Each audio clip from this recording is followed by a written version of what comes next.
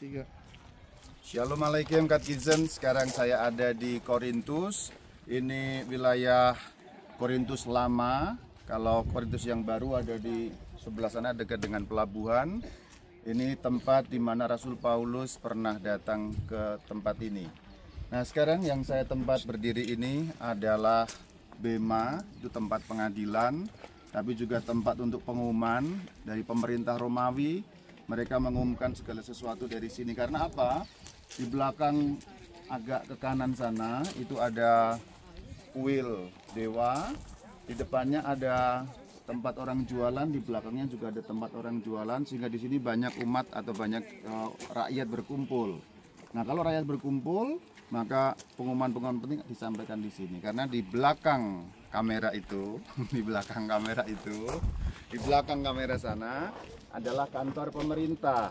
Nah, itu keruntuhan kantor pemerintah ada di situ. Di depan ada kuil, kemudian ada pasar. Ini adalah Bema. Bema artinya meja, fungsinya untuk mengumumkan sesuatu dari pemerintah, tapi juga untuk membuat pengadilan. Nah, inilah on the spot sekarang kita, Rasul Paulus ketika diadili oleh namanya Galio. Kalau kita mau membaca dalam Alkitab itu kita bisa membacanya dalam Kisah Rasul pada pasal yang ke-18 ayat yang ke-12. Tapi sebelum kita bicara mengenai Galio dan apa yang terjadi di sini, saya mau bicara dari awal. Kemarin kita sudah ada di Athena ya. Athena sudah kita ceritakan. Nah, tadi saya naik bis dari Athena ke Korintus. Ini, Korintus. Nah, itu diceritakan juga dalam kitab suci pada pasal ke-18 ayat 1-4. Bunyinya demikian. Paulus meninggalkan Athena lalu pergi ke Korintus. Jadi memang rutenya persis seperti yang saya dan rombongan ikuti. Dari Athena pindah ke Korintus. Persis tadi seperti perjalanan kita. Nah, apa yang terjadi? Ayat 1-4 bunyinya seperti ini. Paulus meninggalkan Athena lalu pergi ke Korintus. Di Korintus, di tempat sekitar ini, ia, maksudnya Rasul Paulus, berjumpa dengan seorang Yahudi bernama Aquila yang berasal dari Pontus, dan seterusnya dan seterusnya. Nanti saat yang lain saya ceritakan Aquila yang punya istri yang bernama Priscilla. Pendek kata, orang-orang Korintus itu sebenarnya nggak terlalu menerima. Kalau kita baca di dalam Kisah Rasul pasal 18 ayat yang ke-6, tertulis demikian.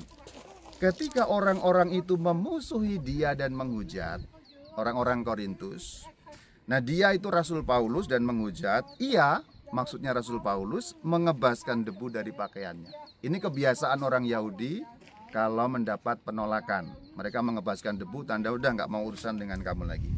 Namun rupanya di tengah ketidakpercayaan itu ada juga yang percaya, namanya Krispus, kepala rumah ibadat. Itu kamu bisa temukan di dalam Kisah Rasul 18 ayat yang ke-8. Oke, singkatnya begitu.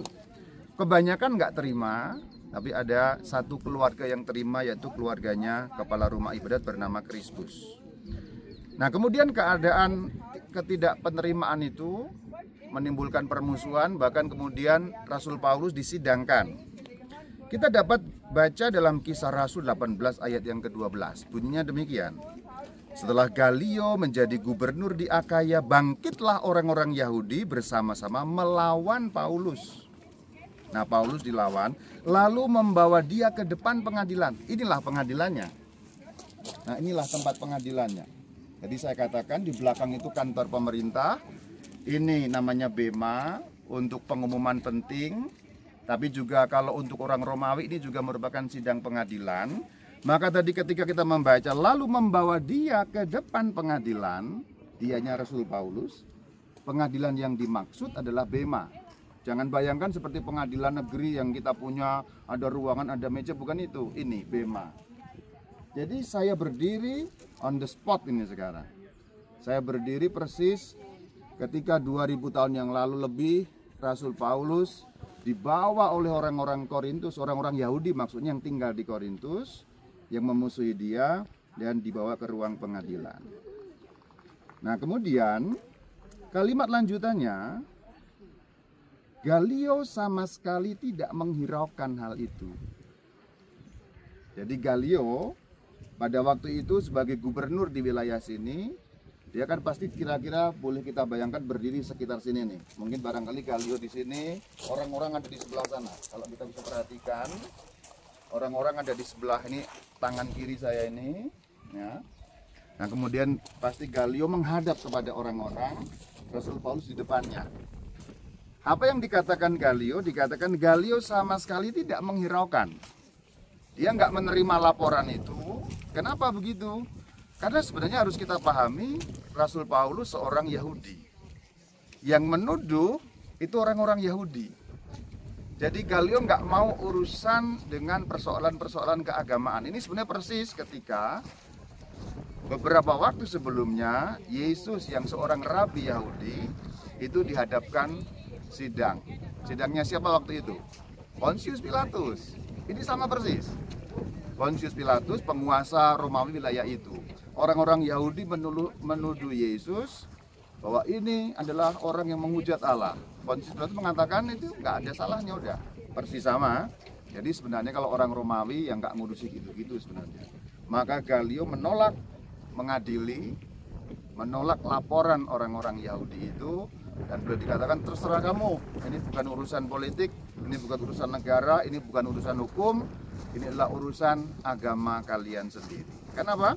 Karena Rasul Paulus Yahudi yang menuduh Yahudi, jadi persoalannya juga persoalan-persoalan keagamaan. Ini cerita on the spotnya ini, cerita intinya begitu. Setelah peristiwa itu, kemudian Paulus meninggalkan Korintus melalui Kengkrea. Itu kita bisa baca dalam Kisah Rasul 18 pada ayat yang ke-18. Bunyinya demikian. Paulus tinggal beberapa hari lagi di Korintus, jadi nggak langsung. Setelah bubar sidangnya nggak diterima, lalu tinggal beberapa hari lagi, lalu dikatakan berlayar ke Syria sesudah mencukur rambutnya di Kengkrea. Nanti kita akan ke Kengkrea, itu pelabuhan, itu di sebelah timur. Ini persis kalau saya menghadap ini tadi sudah ditunjukkan. Nah, sana barangkali 12 kilo ke sana barangkali ya. Rupanya pelabuhan juga arah Italia, arah barat, ini arah barat, nah, di belakang kamera sana arah timur, maka dikatakan berlayar ke Syria sesudah ia mencukur rambutnya di Kengkrea. Jadi rupanya Rasul Paulus cukur rambut dulu di Kengkrea, bukan ke barber, bukan ya, bukan. Karena nazar, orang Yahudi kalau punya nazar cukur rambut. Kemudian berlayar ke Syria melalui Kengkrea. Nanti kita akan ke Kengkrea, di wilayah pelabuhan yang rupanya bertahan setelah ribuan tahun, tetap ada sampai hari ini. Jadi menarik sekali, kita berada di tempatnya langsung. Jadi Injil tidak diceritakan dari mimbar saja, Injil tidak diceritakan dari imajinasi atau bayangan kita, tapi Injil diceritakan on the spot. Ini saya sedang ngomong begini sebenarnya merasa agak merinding-merinding saya. Ada perasaan kita berdiri persis di tempat yang pernah ada Rasul besar, Rasul Paulus. Terakhir, rupanya tempat ini juga istimewa. Karena apa? Ketika perayaan Santo Paulus dan Santo Petrus, itu 29 Juni, rupanya uskup setempat yang di sini tidak merayakan di gereja sana. Itu ada gereja, tangan kiri saya itu ada gereja. Jadi pada tanggal 29 Juni itu pesta Petrus dan Paulus. Tadi saya baru tahu dari ibu arkeolog di sini, uskup setempat nggak merayakan misa di gereja, tapi merayakan misa di sini dan membacakan surat kepada umat di Korintus yang mengenai kasih. Kasih itu sabar dan seterusnya.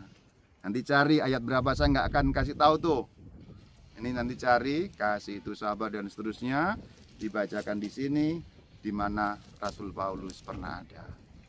Demikian kitab suci disampaikan dari tempat aslinya. Shalom alaikum.